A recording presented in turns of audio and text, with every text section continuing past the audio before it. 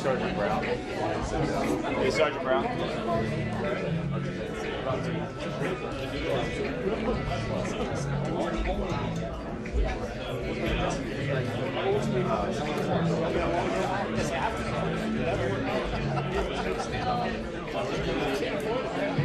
That's good. That's good to hear. That's good to hear.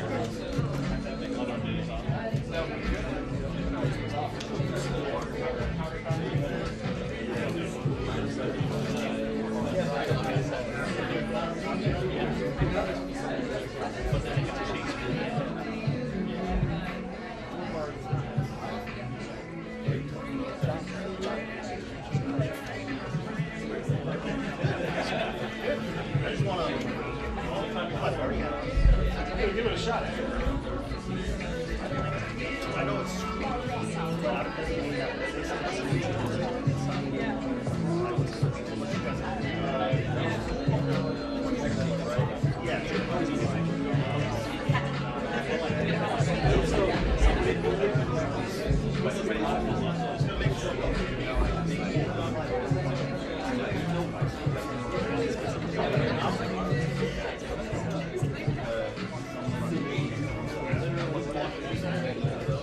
The cable here broke. It worked under the wing. It worked in the lunch. We got into the briefing room, and actually we were in the van. It started going crunch, crunch, crunch. Yeah, so I tried to I tried a different pigtail. That didn't work. So I just went right from the microphone as the fortunately I had a 20-foot. Like when it's time to leave, I'd be like tripping on the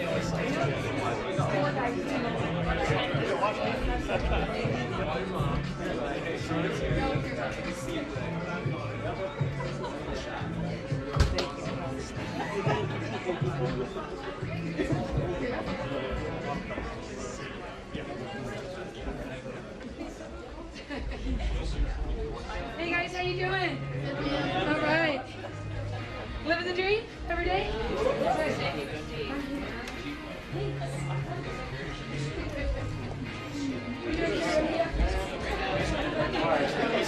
Base Commander and her chase, please.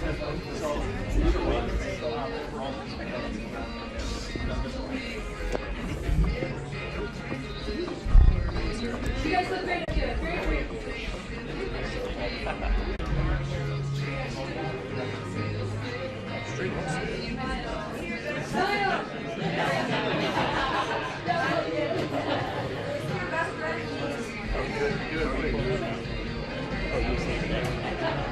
Some people have it up. I think CBS has it up.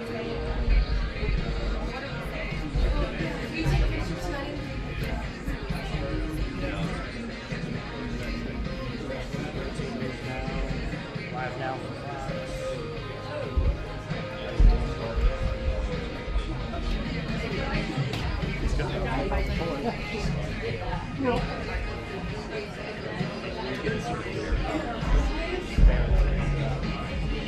Like it won't let me send good food. Yeah.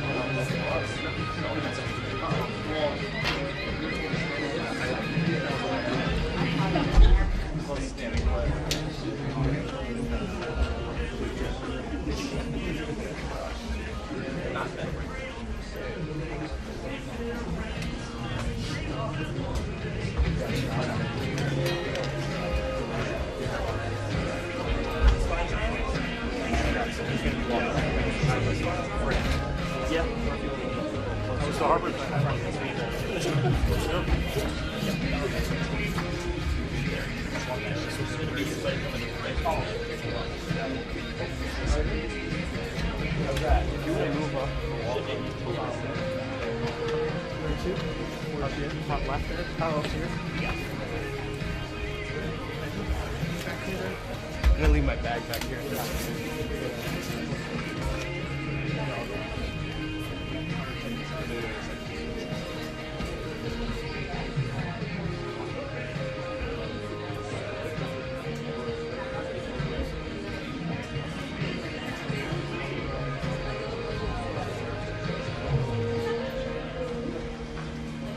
Don't smell.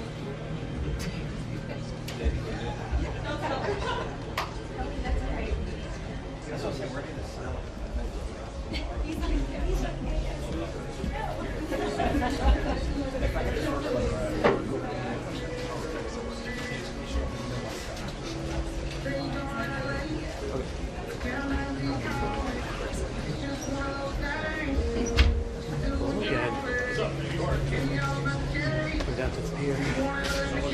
Let's go. The water's calm. It looks like it's calm. They said that the water's warmer near the pier, but it's like really cool.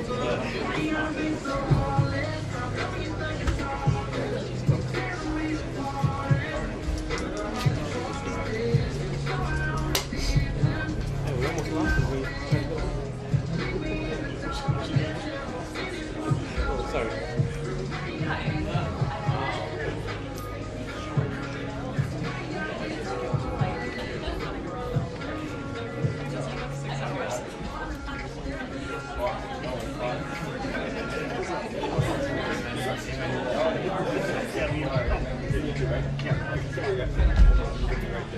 I'll tap on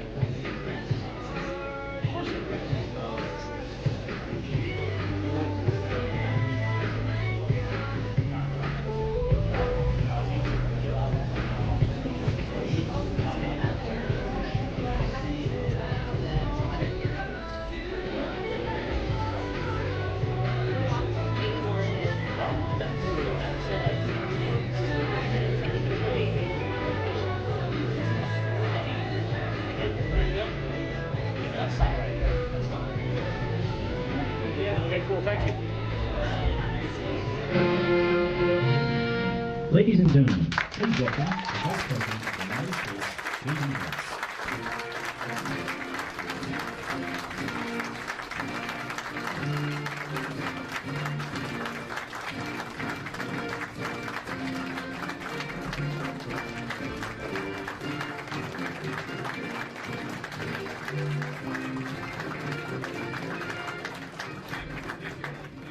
Please, at ease, have a seat. We're going to be talking for a long time. I heard you guys love speeches, so I've got about 90 minutes of prepared remarks here. I want to thank you all for being here. USA! There we USA! USA! USA! USA! So, I want to thank our guardians, our airmen, and everyone else for the warm reception in a very, very cold place. I think it's probably the coldest place I've ever been, but you guys managed to do a great job despite the weather. I want to bring a message for President Trump. He's grateful for your service, grateful for what you do up here, and just wanted me to tell you that he's proud of you and he thinks about you. And of course, the same is true for everybody that's flanking me up here. We're thrilled to be here because the mission that you guys do is so important for the United States. It's important for our national security.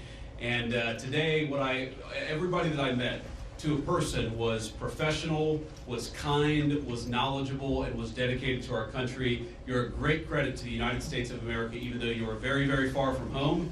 I met some Texans and some Floridians today, and I thought to myself, man, you guys have really signed up for tough duty here in Greenland, but it's a beautiful place. It's a striking place, a very harsh place. The Colonel showed me around, but a very beautiful place. Even in right now, I guess we're still, at least here in Greenland, in the heart of what is winter, because winter, I guess, lasts about 9 months here in Greenland. So I want to thank our reporters for following us around today and covering what we're doing. We'll take some questions from the reporters, but before we did that, I wanted to give some of my special guests an opportunity to say a few words. So we, of course, are thrilled to be joined by Juliet, our National Security Advisor's wife, and by my wife, our Second Lady, Usha.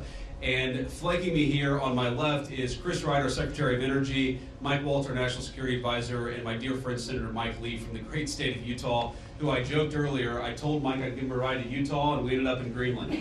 But I want to, because each of them care about this territory and care about the mission of the American military here in Greenland, for various reasons, touching each of the areas that they focus on, I thought it would be worth hearing from each of them for a little while. So, Chris, if you would say a few words about the importance of energy. Thanks, Chris.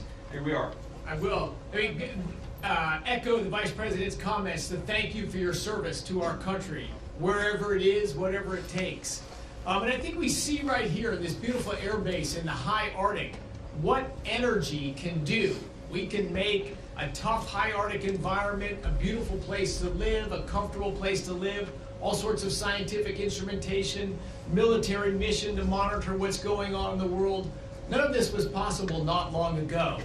President Trump was elected to re-energize America, to take the beauty that you've seen up here and make that a thing of pride and ambition again. Not shaming of energy, not trying to stop its growth and its prosperity, but to re-energize it. So energy makes the world a beautiful place to live. It makes us comfortable and have long, opportunity-rich lives. I'm thrilled and proud to be part of this administration with President Trump and Vice President Vance. Thank you all for your service. I'm honored to be here. Thank you, Chris.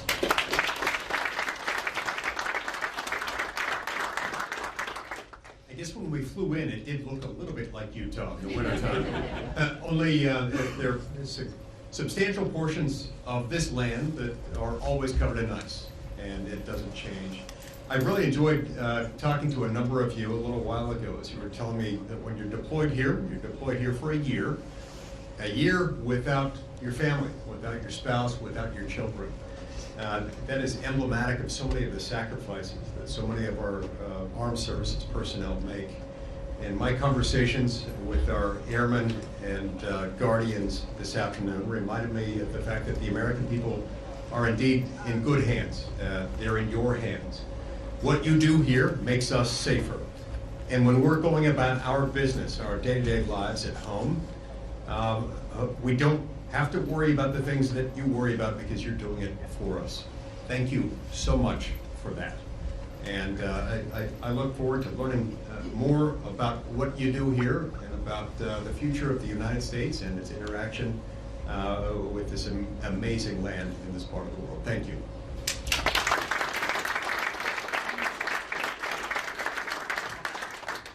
Thank you, Mr. Vice President. And I just wanted to take a minute and thank you all to the airmen and women, to the Guardians who are keeping us safe day in and day out. You are continuing a tradition of the U.S. military's presence in Greenland since World War II, 1951 Defense Treaty, and President Trump is absolutely serious with the Vice President and with his team about the Arctic and the security that the Arctic brings and that you bring to the Western Hemisphere. This is about shipping lanes, this is about energy, this is about fisheries, and of course it's about your mission, which is keeping us safe and monitoring space, monitoring our adversaries, and making sure the American people can sleep safely in their homes day in and day out. So thank you for roughing it. Thank you for being without your families. I bet every one of you are going to pick somewhere in, I don't know, Florida or the Bahamas or something for your next duty station, I would think. But this is also, I mean, what an incredible adventure.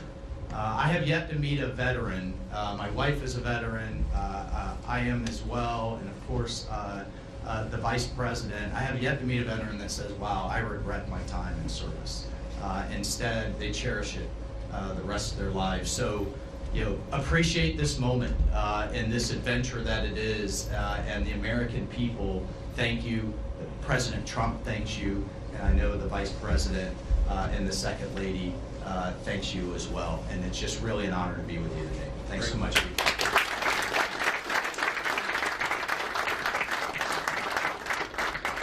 So thank you, Mike. And let me say just a couple of other things, and then we'll take some questions from the reporters. So number one, I think a lot of Americans wonder, why does Greenland matter so much? Why does the mission of this base matter so much to the American people? And I learned a lot about that today myself. Of course, you can read about it in a book, but I saw it up close and personal. And if, God forbid, to my fellow Americans, if a missile was fired from an enemy country or an enemy submarine into the United States, it is the people here before us who would give notice to our brave men and women further south in the United States to let people know what was coming and, God willing, to try to shoot it down and prepare for it. That's one of the things that we do at installations like this. We know that Russia and China and other nations are taking an extraordinary interest in Arctic passageways and Arctic naval routes, and indeed in the minerals of the Arctic territories. We need to ensure that America is leading in the Arctic, because we know that if America doesn't, other nations will fill the gap where we fall behind. So what you guys do is so critically important. I think a lot of Americans, certainly I, didn't realize it fully until President Trump started talking about the importance of our Arctic mission, about building upon it, and ensuring that America can lead in the Arctic for the next generation. And now I want to talk about, of course, the interaction and what Denmark, I think, has done, and sometimes in partnership with us, but let's be honest, what Denmark over the last 20 years has failed to do in some cases, because we know that unfortunately this place, this base, the surrounding area is less secure than it was 30, 40 years ago, because some of our allies haven't kept up.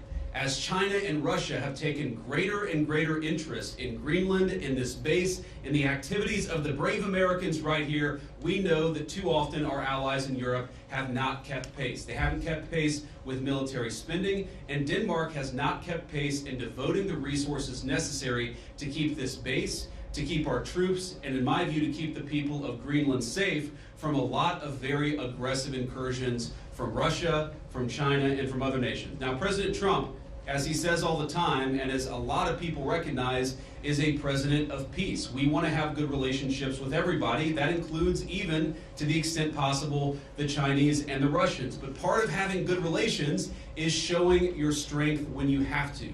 And unfortunately, the story of Greenland over the past 20 years when it comes to security is that we've underinvested in the infrastructure, we've underinvested in the security architecture, and we've underinvested in the brave men and women who are doing a very hard job, as Mike said, to keep all of us safe. That has to change. Now, when I pointed out a couple of weeks ago that in some ways, with all due respect to our Danish allies, they had not kept pace, there was a lot of criticism from Denmark, a lot of attacks at the Trump administration, at the president, at me, at others in our administration for saying the obvious, which is that Denmark hasn't done a good job at keeping Greenland safe. And you know, one of the things I heard was, well, what about the many Danes who lost their lives in the war on terror fighting alongside the United States? Well, look, we obviously honor the sacrifice of our Danish friends in the war on terror 20 years ago, just as, for example, the French honor the sacrifice of Americans in Normandy 80 years ago. But recognizing that there are important security partnerships in the past does not mean that we can't have disagreements with allies in the present about how to preserve our shared security for the future. And that's what this is about. There is no amount of bullying, no amount of obfuscating, no amount of confusing the issue. Our message to Denmark is very simple. You have not done a good job by the people of Greenland. You have underinvested in the people of Greenland, and you have underinvested in the security architecture of this incredible, beautiful landmass filled with incredible people. That has to change. And because it hasn't changed, this is why President Trump's policy in Greenland is what it is. It's consistent with the first Trump administration, where you saw significant investments in Arctic security, and it will continue over the next 4 years under President Trump's leadership. And let me finally, before I kick it over to the media, make one comment about the people of Greenland. The colonel here, the base commander, who came here first as a second lieutenant, and I guess, Colonel, this is your second duty station here, and we're proud of you and proud of all of you guys who are serving and helping keep us safe. You know, I heard a lot about the respect that our American troops show for the local Greenlandic population, the way that we make and create shelter for hunters and dog sledders, the way that we found ways to turn over traditional tribal land to some of the local populations in order to ensure that they're able to live in accordance with their values. We respect, as the President said in his State of the Union address, we respect the self-determination of Greenlanders. We believe in the self-determination of the population of the people of Greenland. And our argument is very simple. It is not with the people of Greenland, who I think are incredible and have an incredible opportunity here. Our argument really is with the leadership of Denmark, which is underinvested in Greenland and underinvested in its security architecture. That simply must change. It is the policy of the United States that will change, and I'm proud to be able to stand here with so many brave Americans to better understand the security mission and better understand what you guys do each and every day. For that, I'm grateful for your service. I'm even more grateful. I love you guys, I'm proud of you guys, and President Trump stands behind you and will for the remainder of his administration. Thank you all. God bless you.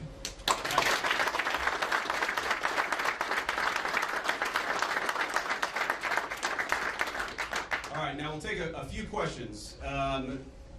Both of you guys have your hands up. Whoever can go first. Red scarf, go first. Oh, sure.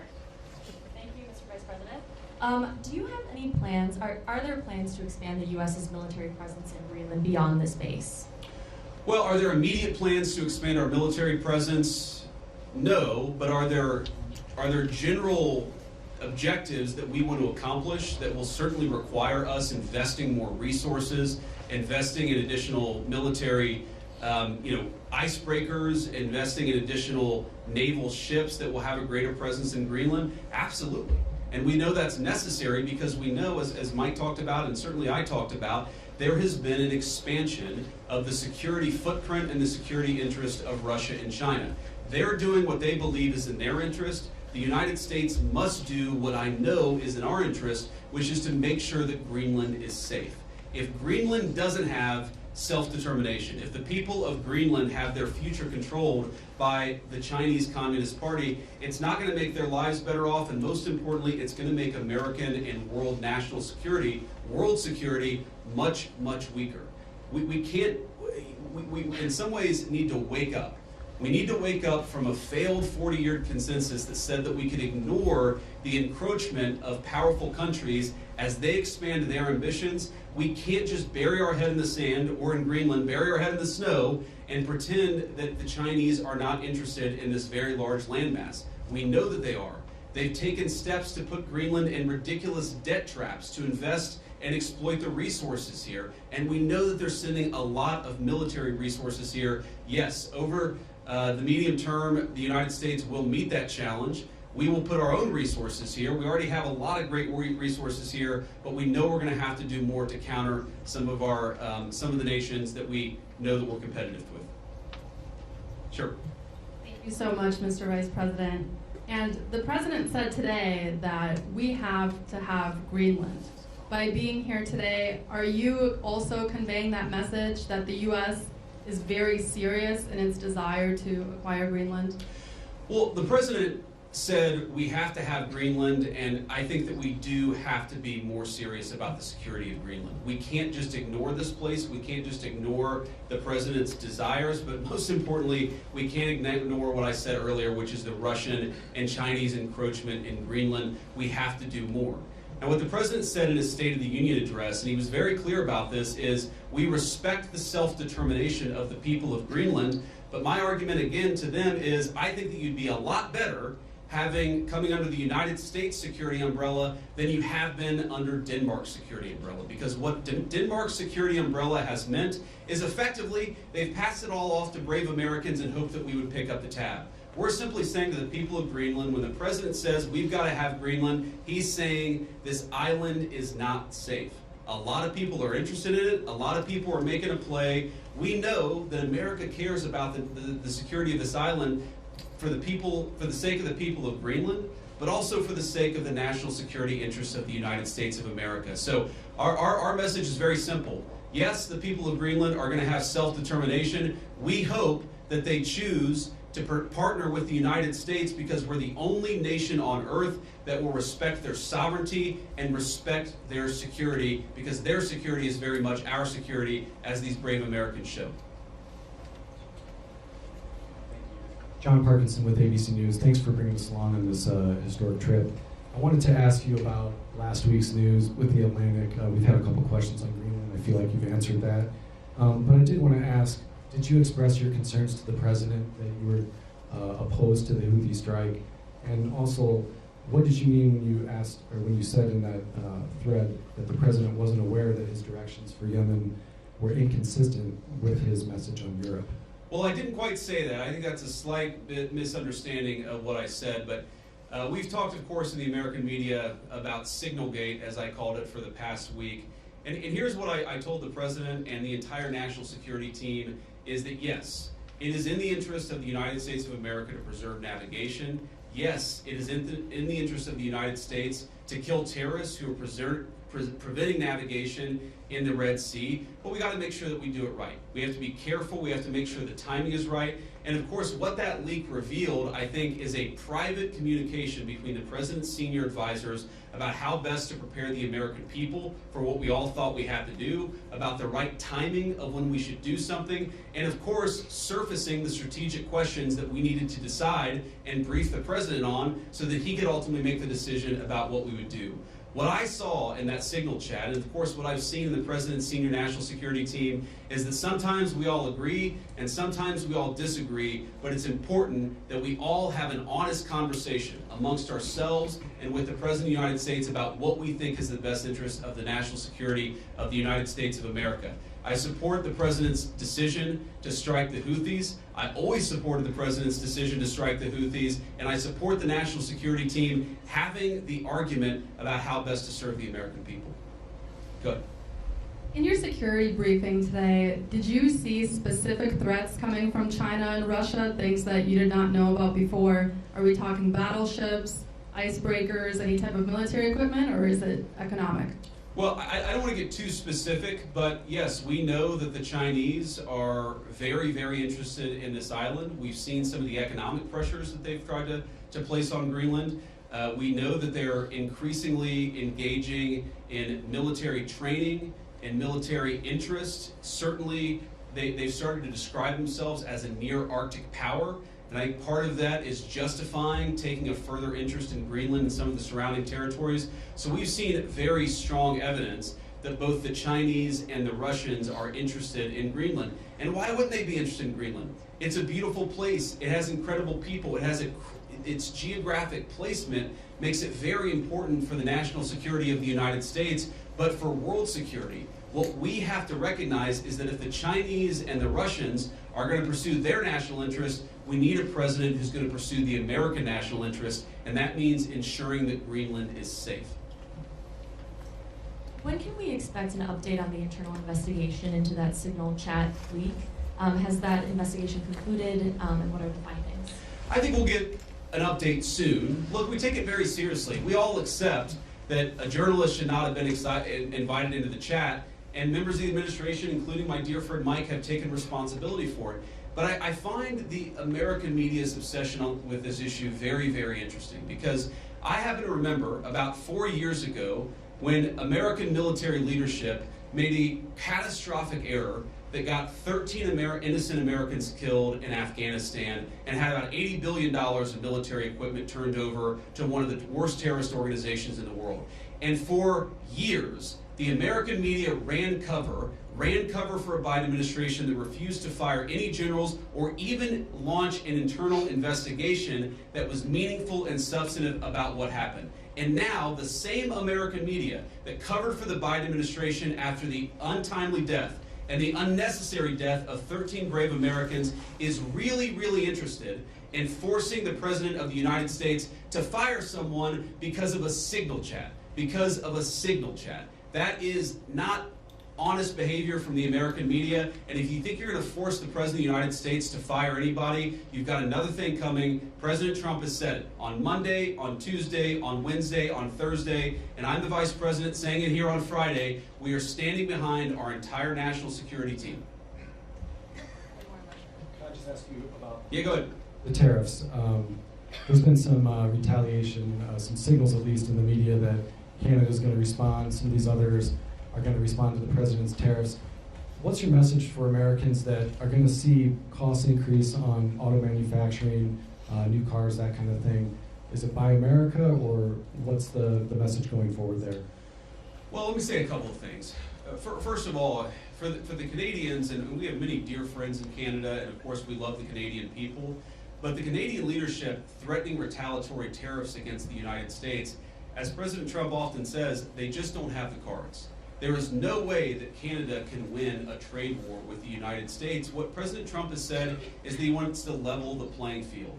For decades, Canadian leadership has forced American farmers and American manufacturers to play by an unfair set of rules. All President Trump has said is that we're done playing by an unfair set of rules. If you're going to do something to our industries, then we're going to do something back to your industries. That's how you protect American manufacturing, and that's how you protect American jobs.